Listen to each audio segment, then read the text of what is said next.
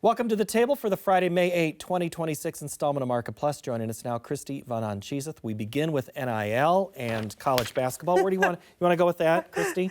Yeah. We do talk a lot of things. We do. We do. Before I forget, one of the things, you've been outside this spring in the cold. Yes. The freezing. first question is about cold. We'll get to it in a minute. But I always think of the North Dakota, parts of Minnesota where you're at. It's cold all the time. So when you got out of the car today in Iowa and it was like 65 degrees, were you like, oh, this is great? Yeah, I was like, this is sweet, sweet summertime. Like, this is great. This is lake weather. No, it actually isn't so bad around Alexandria. We actually have pretty warm summers, but it has been extremely cold. And I think that's one thing that's been talked about is just, how cold it's been, especially southern Minnesota. But it's been so different across the growing area. I mean, we looked at the drought monitor heavily yesterday. We were just kind of looking at it. That Missouri Valley River, north, Ohio River, it looked like somebody, Photoshop 101, did the copy paste on the drought monitor. Everything north of there, clear. Yep. Everything else is problematic. So when you have such a divided country with the weather, what's that do to the market? I think it's going to take a little bit before you want to talk about either one of those stories. So I think back to probably like 4 or 5 years ago, it was disastrously dry in parts of Minnesota, the Dakotas, even a little bit of Iowa. But then you went into the Eastern Corn Belt and it was like lush. And it was what story is going to win out. But it took a really long time before you really acknowledged both of that. And I think that's what you're at right now is you're saying, hey, it's early enough in the season. Minnesota has had 2 back-to-back springs that have been very difficult to get the crop planted. And so this go around, you saw the opportunity to be able to get planted earlier, and you had a lot of people roll on both corn and soybeans early in southern Minnesota, even into central Minnesota, and then we got really cold. And that's significant now because that's almost where some of the top half of the Corn Belt has gone. And it has become a much bigger story that maybe the market didn't realize at first, but the government certainly did in their report last year. Yes. So I think you're acknowledging that, but I think it's still too early to really talk about those stories. Okay. Well, let's get the official question that we are dancing around. Gary in Wisconsin wanted to know on X, will the USDA have to start adjusting yields down due to cold weather? The cold, wet states are the ones that have driven the record yields the past few years, and now we are lagging with poor growing day units to start.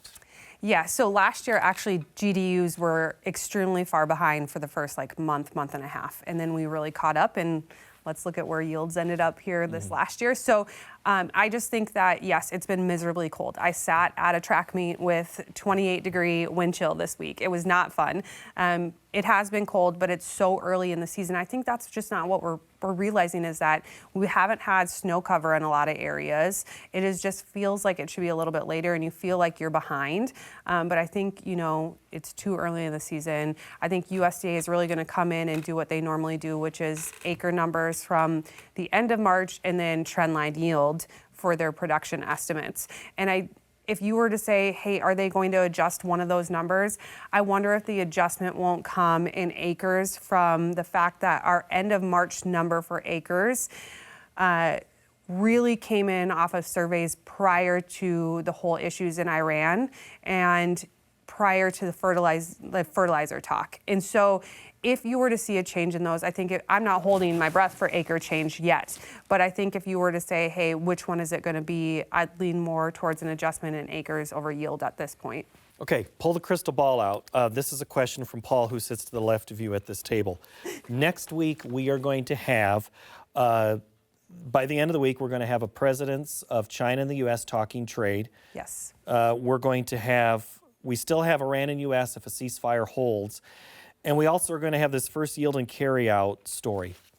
A week from tonight, which one is our lead topic in this discussion? Which moves the market the most? I think it's the meeting between Trump and Xi. And I think that's just because it is such a wild card. You do not know what's going to come out of their mouths, either one of them. You just don't know what can come out of a meeting. You could come out and they would say, hey, you know what? We're not willing to do anything until we figure out something on Iran. That was our focus. And you could say, oh my gosh, they didn't talk about agriculture at all. Now where are we? or you could come in here and say they're committing to buying, and that China's even willing to still be buying right now. So it's such a toss-up, and I think because it's so unknown, it's going to have the biggest impact on the market.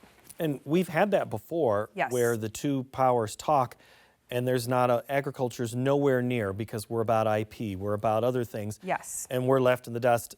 Does the bottom fall out of the market, or at least a good sell-off? Yeah, I think you really struggle if you don't get any sort of information out of this for soybeans. I think that soybeans are really banking on getting something out of this. I think that you could also be looking at this situation and saying, if we don't get anything out of this and planting progress is going good, and we don't get anything out of USDA, what is left to be a buyer of this soybean market? Who is going to step in to push it above $12? Because we know $12 is that level that likes to bring sellers out. Managed money is not that far off of contract highs for holding length of soybeans. So who is going to be that buyer if we don't get some sort of information? It's back to one of those if statements we've discussed. We have to have a lot of ifs go our way. All right, let's go. Tom in North Dakota. The question is pretty simple. Is the rally over? I don't think so, but I cannot stress this enough, how important it is to do marketing. I know it's early in the season. We had those conversations with some producers that they're like, I haven't even got my crop completely planted. I just don't feel comfortable doing a lot of marketing at this point. And I just can't stress that enough. We look at years like last year where it never turned back around.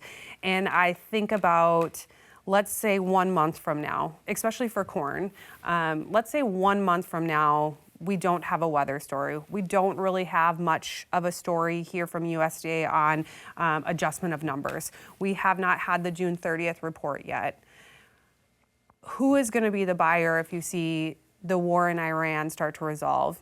You don't have managed money really wanting to be buyers. You have farmers now comfortable selling. I'm just worried that 1 month from now, if something doesn't escalate, you just have the ability to have a lot of sellers. I don't know if it was you or someone in your office in your newsletter this week talked about you can't outguess what's going to happen. And so Right. That's what you're saying is Yes. You've got to make some marketing to protect what's Right. happening. Correct. And I just think that the risk is more featured around maybe 1 year from now when you just don't know what kind of input cost you have. I think that this year you've kind of shored up some things, right? You might not have everything completely booked. You might have that question of, how much am I going to side dress? But for the most part, a good chunk of your break evens, and a lot of people are there or better. That it's just so important, because I stress this over and over again. Your farming operation is an operation. It is a business, and it needs to be treated like that, and make sure that when you are making money, you're doing some sort of downside. All right, let's talk about looking ahead, if we could, because Wayne in Iowa wants to know, how much should we be selling of new crop corn and beans? Yeah, so right now we are 50% marketed on new crop corn and 40 on new crop beans. If somebody wanted to be more aggressive in beans, I would have no problem with that. I think that the break-even levels that we have in soybeans are so different for each producer. So I think that's where it plays a big role into it. And I even had conversations that if you want to be more marketed than 50% in corn and you have some flexibility to the top side, once again, I'm okay with that. I am just fearful that how many times do we really sustain $5 futures in corn and $12 futures in soybeans?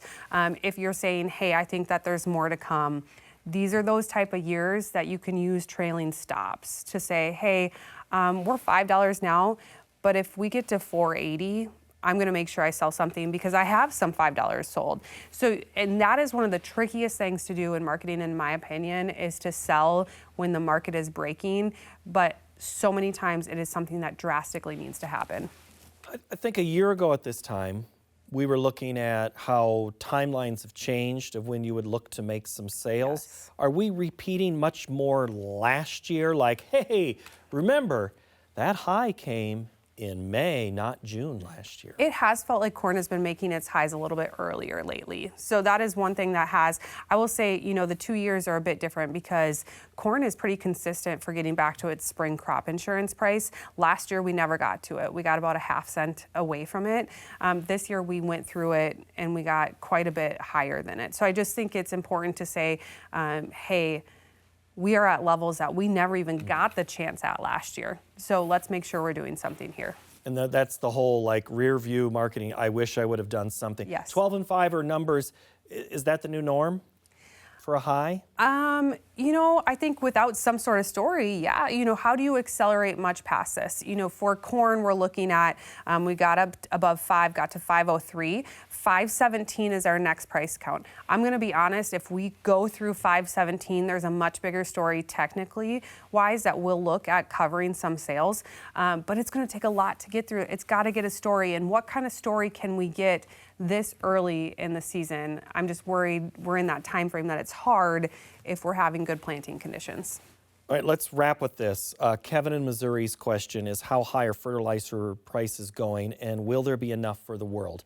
This story has multiple answers and things that extend beyond 26, I think, is what you're going to tell me. Yeah, I think that this story is more of a 27 story than it is this year. I think that there's so many parts of this story as well. So I think that if you're looking at here and you're saying fertilizer prices are so expensive, but my corn looks really good right now, I'm going to take the chance and I am going to put it on. I am going to spend that money. So I think that plays a role into it for this year with the people's willingness to spend it. But I truly think that you're looking at more of a story for next year. It's backlogged, and I don't foresee that fixing itself. And right now we know that the supplies might be more expensive, but we have supplies here. It's a question of, 6 months from now, 8 months from now, is it here?